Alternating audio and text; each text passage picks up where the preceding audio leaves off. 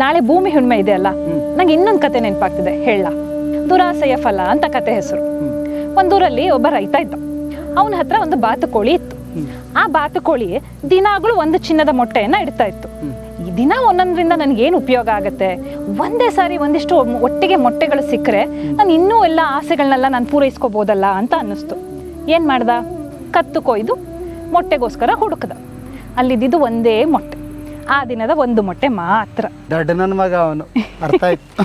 ಅವನ್ ದೊಡ್ಡ ನನ್ ಮಗ ಅಲ್ರಿ, ನಾವುಗಳು ದೊಡ್ಡ ನನ್ ಮಕ್ಕಳು. ಈ ಭೂಮಿ ನಮ್ಮ ಆಸೆ ಪೂರೈಸೋಷ್ಟು ಇದೆ. ಆದ್ರೆ ಈಗ ಏನ್ ಮಾಡ್ತಿದೀವಿ? ದುರಾಸೆಗೆ ಬಿದ್ಬಿಟ್ಟಿದೀವಿ. ಕತೆ ಅದನ್ನೇ ಹೇಳ್ತಾ ಇರೋದು. ನಾಳೆ ಭೂಮಿ ಹುಣ್ಣಿಮೆ ಇದೆ, ಸ್ವಲ್ಪ ಈ ದುರಾಸೆನ ಬಿಟ್ಟು ನಮ್ಮ ಆಸೆ ಪೂರೈಸ್ತಿರೋ ಈ ಭೂಮಿನ ಚೆನ್ನಾಗಿ ನೋಡ್ಕೋಬೇಕಲ್ವಾ? ಮೇಡಮ್, ನನಗೊಂದು ಡೌಟು. ಏನ್ರಿ? ಆ ಬಾತುಗಳಿಗೆ ಎಷ್ಟು ವರ್ಷ ಆಗಿರ್ಬೋದು ಅಂತ. ಬಾತುಕೋಳಿ ವರ್ಷ ಯಾಕ್ರಿ ನಿಮ್ಗೆ?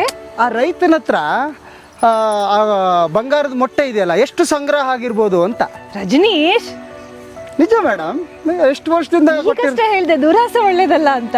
ನೀವು ಒಳ್ಳೆ ದುರಾಸೆ. ಬನ್ನಿ.